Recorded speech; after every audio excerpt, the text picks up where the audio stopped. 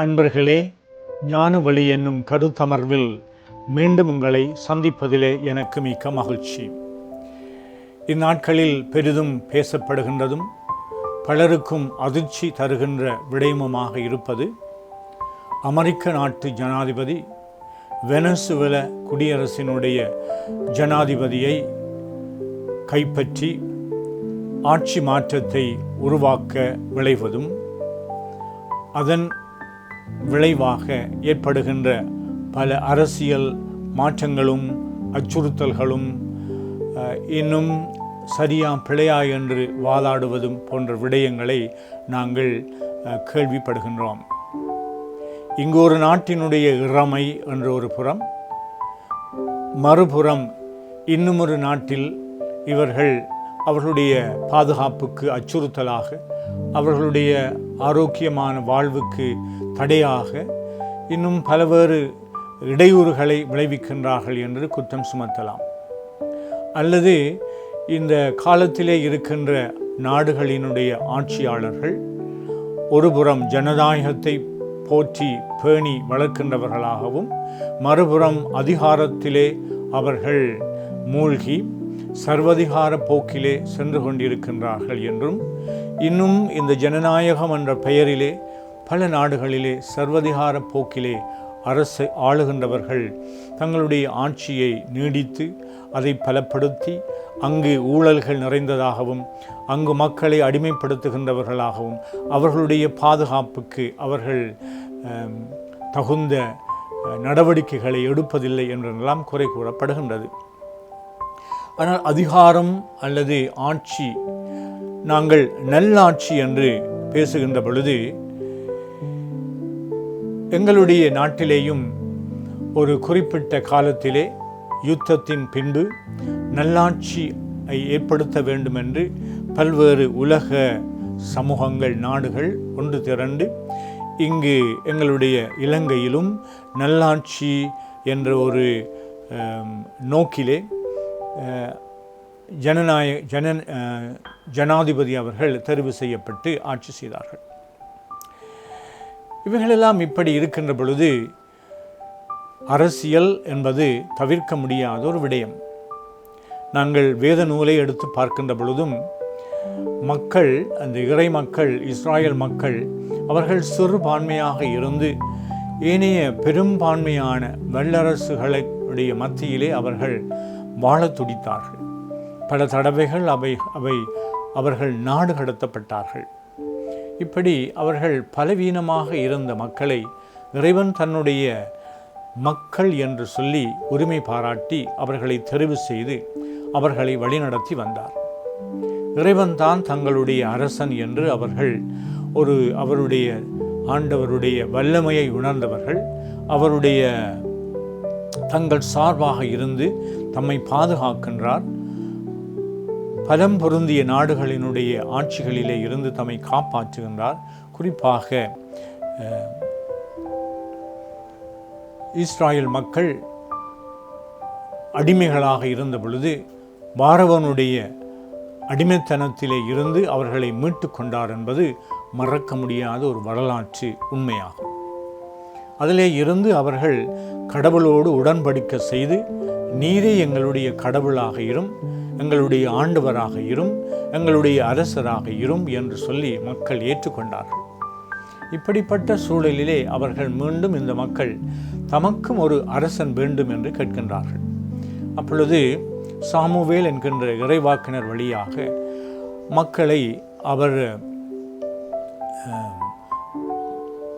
அவர்களை ஊக்குவிப்பதற்கு பதிலாக, உங்களுக்கு ஒரு அரசன் தோன்றினால் நீங்கள் அரசனுடைய அடிமைகளாக மாறிவிடுவீர்கள், உங்களுடைய சொத்துக்கள், உழைப்புகள் அனைத்தையும் இந்த அரசனுடைய கரங்களிலே ஒப்படைத்து அவனை தன்னுடைய ஒரு சுகபோகத்திலே அவர்கள் வாழுகின்ற பொழுது அவர்கள் படிப்படியாக மக்கள் என்ற அந்த உணர்வை மறந்து நல்ல ஆட்சியாளர்களும் தோன்றலாம்.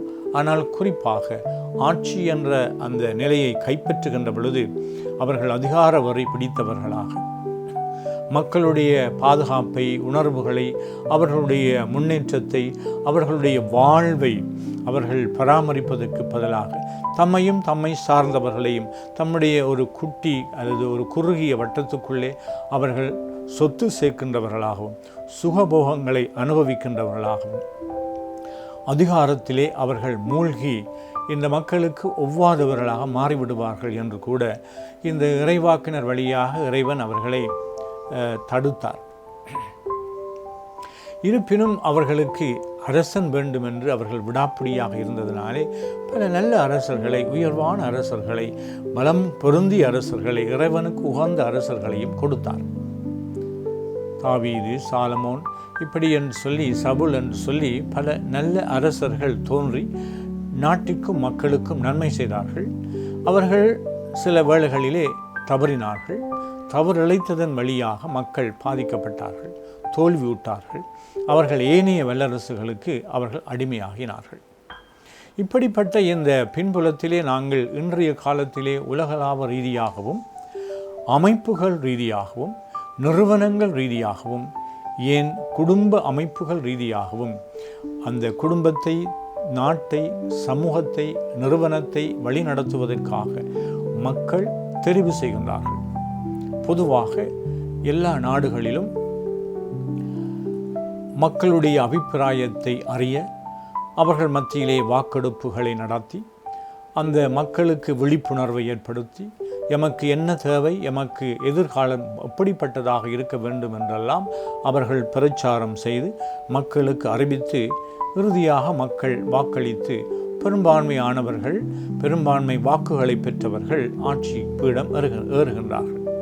ஆனால் இன்று நடப்பது என்னவென்றால், நாடுகளுக்கிடையிலே, இனங்களுக்கிடையிலே, மொழி பேசுகின்றவர்களுக்கிடையிலே, மத அல்லது சமயங்களை பின்பற்றுகின்றவர்களுக்கிடையிலே ஏற்படுகின்ற போட்டி பூசல்களிலே தங்களுடைய சுய லாபத்தை மனதில் கொண்டு இவர்கள் ஒரு ஆட்சியாளர் இன்னும் ஒரு நாட்டிலே, இன்னும் ஒரு சமூகத்திலே தலையிடுகின்றார்கள்.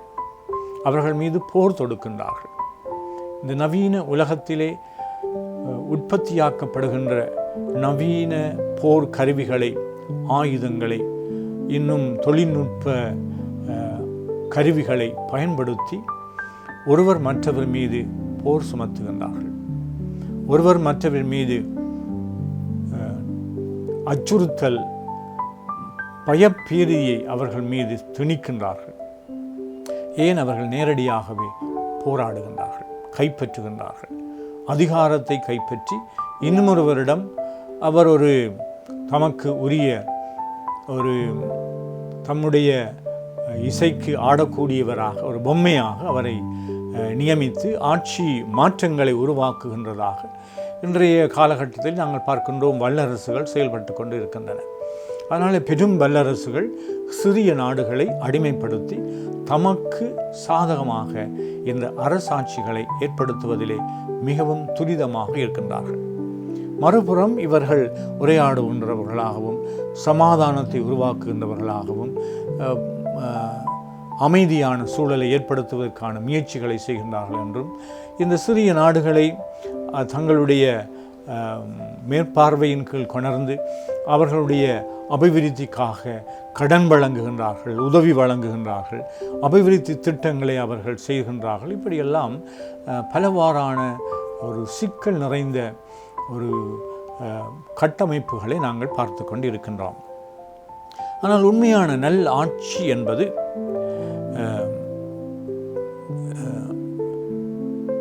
மக்கள் தற்போதைய ஜனநாயக ரீதியாக பார்க்கின்ற பொழுது மக்களால், மக்களுக்காக, மக்களுடைய என்று சொல்லி இந்த மக்களை மையமாக கொண்ட ஆட்சியாளர்களை தங்கள் இறமையை ஒருவரிடமும் ஒரு குழுவினரிடமும் ஒப்படைத்து அவர்கள் தம்மை ஆளுவதற்கு வழி சமைத்து கொடுக்கின்ற ஒரு வழிமுறைதான் சிறந்தது என மேற்கொள்ளப்படுகின்றது.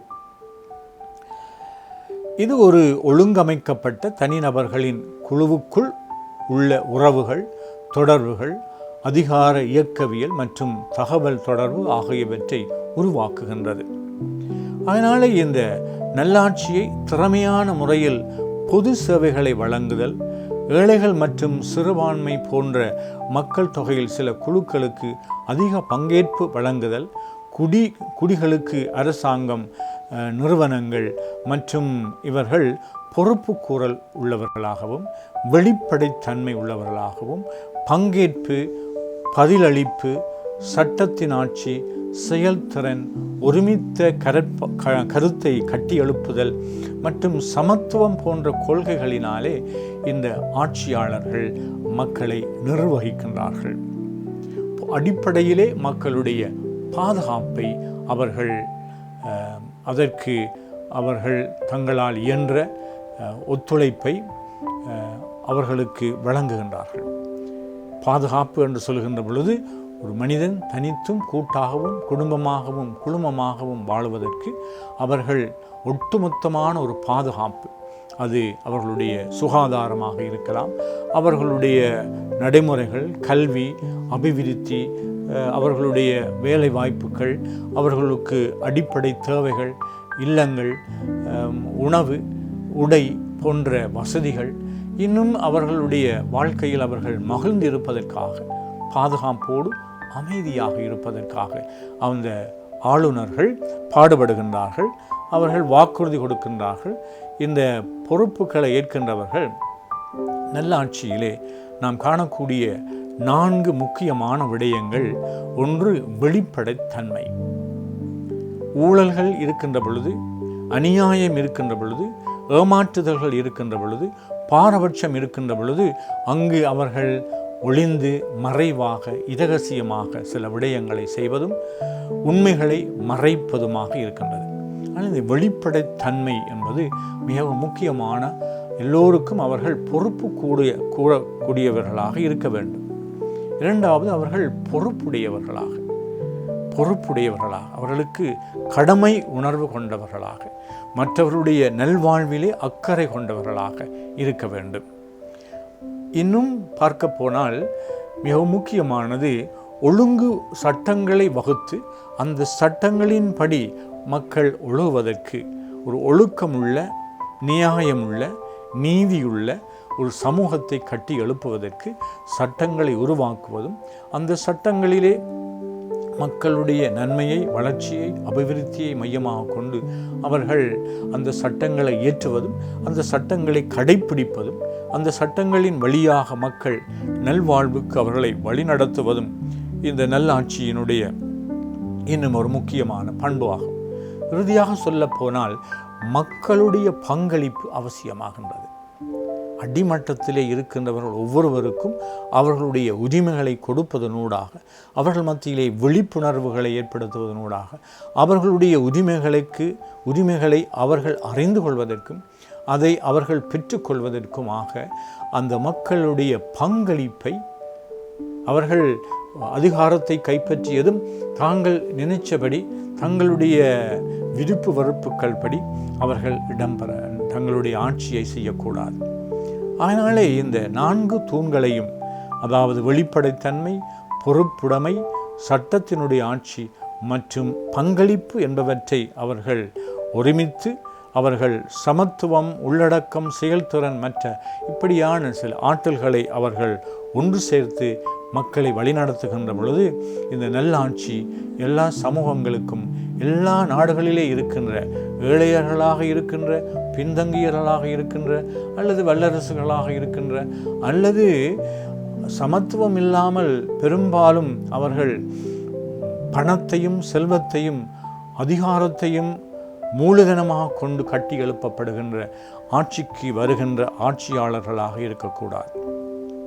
இந்த இயேசுவினுடைய போதனையின்படி இயேசு அவர் எங்களுடைய மீட்பர் ஒரு அரசராக பிறக்க வேண்டும் என்று மக்கள் எதிர்பார்த்தார்கள். ஏனென்றால் மக்கள் மத்தியிலே இருந்து தெரிவு செய்யப்படுகின்றவர்கள், ஆட்சியை பொறுப்பேற்கின்றவர்கள் கால ஓட்டத்திலே அவர்கள் சுயநலப் பிரியர்களாகவும், ஊழல்கள் மலிந்தவர்களாகவும், ஒருவர் மற்றவரை அடிமைப்படுத்துகின்றவர்களாகவும், பாரபட்சமாக நடத்துகின்றவர்களாகவும், பொய்மையை வளர்க்கின்றவர்களாகவும், கணக்கு கொடுக்கக்கூடிய பக்குவம் இல்லாதவர்களாகவும் இருக்கின்றார்கள் என்பதனாலே கடவுள் நீரே வாரும், நீர்தான் எங்களை உண்மையாகவே அன்பு செய்கின்றேன், நீர் அக்கறை உள்ளவர், நீர் வல்ல தேவன், இந்த தீமைகளிலே இருந்து சுயநலங்களிலே இருந்தெல்லாம் மக்களை விடுவிக்கக்கூடிய ஒரு விடுதலை வீரராக நீர் வர வேண்டும் என்று காத்திருந்தார்கள்.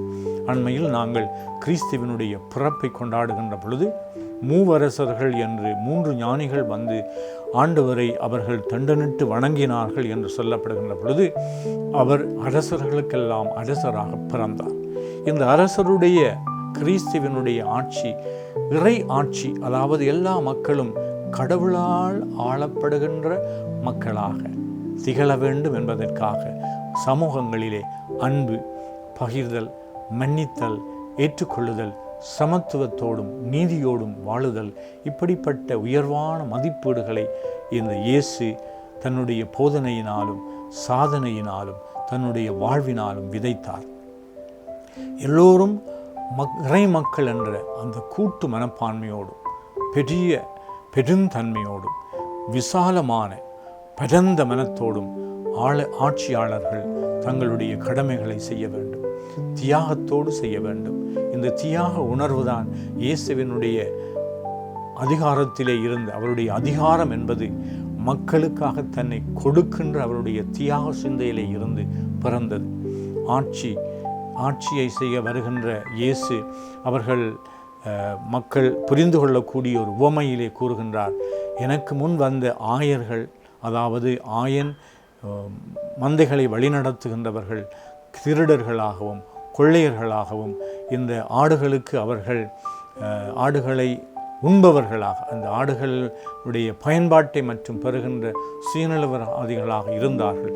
நானோ நல்ல ஆயன், என்னுடைய உயிரை கொடுக்கின்றேன், என்னை மனமுவந்து கொடுக்கின்றேன், அதனால் நீங்கள் வாழ்வு பெற வேண்டும் என்று நாங்கள் உருக்கமாக மன்றாடுவோம்.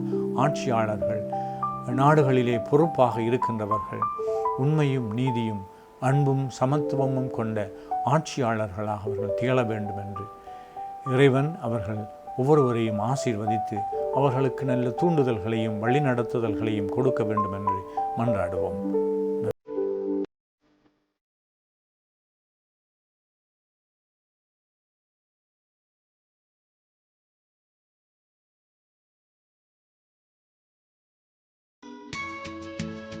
ஹோலி மேரியில் புத்தம்புது நிகழ்ச்சிகளை உடனுக்குடன் பார்த்து மகிழ எமது ஃபேஸ்புக் மற்றும் யூடியூப் பக்கத்தை லைக் செய்யுங்கள்.